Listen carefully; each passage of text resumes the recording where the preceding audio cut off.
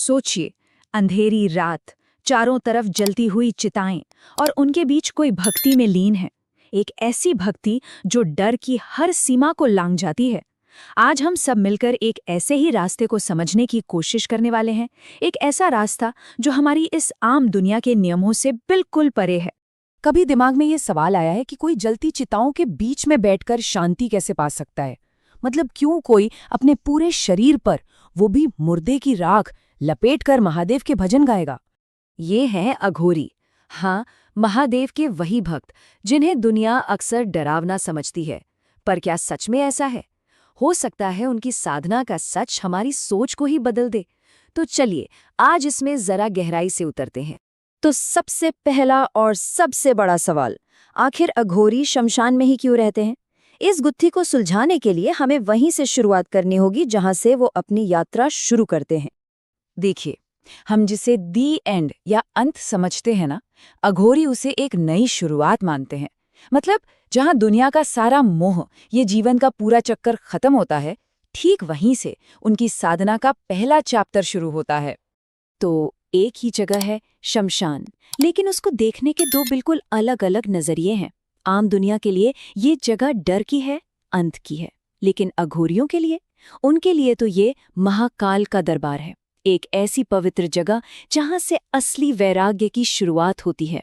वो ऐसा मानते हैं कि अगर जीवन और मौत के इस पूरे साइकिल को समझना है तो मौत के सबसे करीब रहना ही पड़ेगा। और ये कोई, आप समझे, डरावना शौक नहीं है उनका, ये एक आध्यात्मिक जरूरत है। मौत से यही नजदीकी उन्हें दुनिया की मोह माया से दूर ले जाती है। अच्छा, अब आगे बढ़ते हैं, उनकी एक और प्रथा को समझते हैं जो लोगों को अक्सर हैरान कर देती है, और वो है चिता की राख का इस्तेमाल। ये सिर्फ कोई रस्म नहीं है, इसके पीछे एक बहुत गहरा प्रतीक, एक सिंबल छिपा है। अपने शरीर पर भस्म लगाना, ये क्या सिर्फ एक तरह का श्रृंगार है, या फिर इसके पीछे कोई कड़वी हकीकत छिपी हुई है? इस भस्म के ना 3 बहुत गहरे मतलब हैं।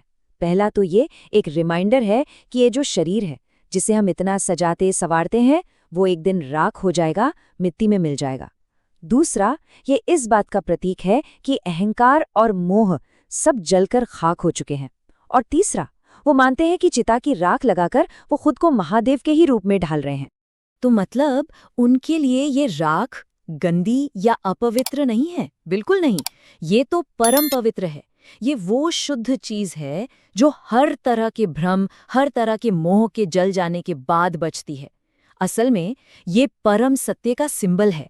और एक बात साफ है, ये रास्ता जरा भी आसान नहीं है। इनकी जो साधना है ना, वो हम जैसे आम लोगों की कल्पना से भी परे हैं।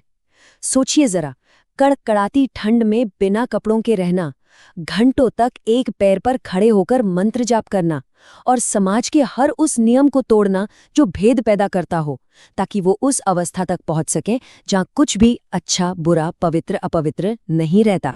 लेकिन सवाल ये है कि इन सभी इतनी कठिन प्रथाओं के पीछे का असली मकसद क्या है? चलिए अब इस पूरी बातचीत के सबसे गहरे, सबसे फिलॉसफिकल हिस्से पे चलते हैं और अघोर शब्द का असली मतलब समझते हैं। देखिए, घोर शब्द का मतलब होता है बहुत डरावना, भयानक, और उसके आगे जब अ लग जाता है तो बनता है अघोर, जिसका मतलब है जो डरावना न हो। ये डर से भी आगे की एक अवस्था है।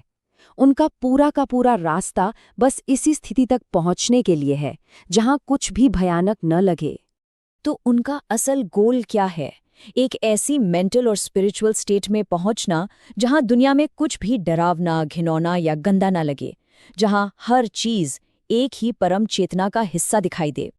और यही बात उनके पूरे फलसफे का, उनकी पूरी फिलॉसफी का सार है कि जो इंसान गंदगी और पवित्रता में, अच्छे और बुरे में फर्क करना ही छोड़ दे, वही महादेव के सबसे करीब पहुंच सकता है। इसी को तो अद्वैत कहते हैं, जहां कोई दूसरा है ही नहीं, कोई भेद नहीं।